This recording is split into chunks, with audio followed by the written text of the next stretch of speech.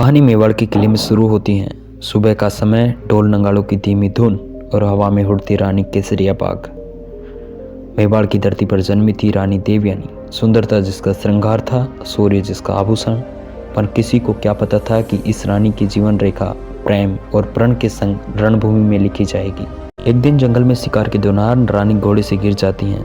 तभी एक युवक आता है, प्रताप सिंह। वह राजा नहीं, कोई राजकुमार नहीं, बस एक सैनिक, पर शेर जैसा दिल।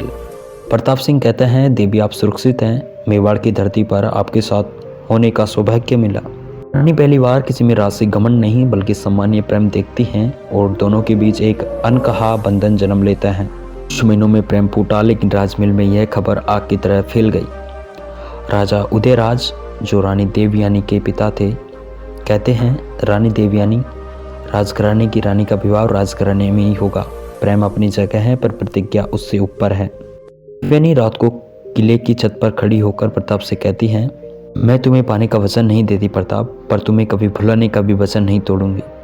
प्रताप कहता है, मैं ताज नहीं मांगता रानी, बस इतना ही कि जब मेरा नाम लिया जाए तो लोग कहे कि यह वही था जिसके लिए रानी ने प्रण लिया था। दूसरा, देवयानी एक प्रण लेती हैं, यदि प्रेम मेरा है तो रणभूमि मेरा धर्म है। मैं युद्ध भूमि में तुम्हारे साथ खड़ी रहूंगी, चाहे भाग्य हमें मिलाए या अलग कर दे।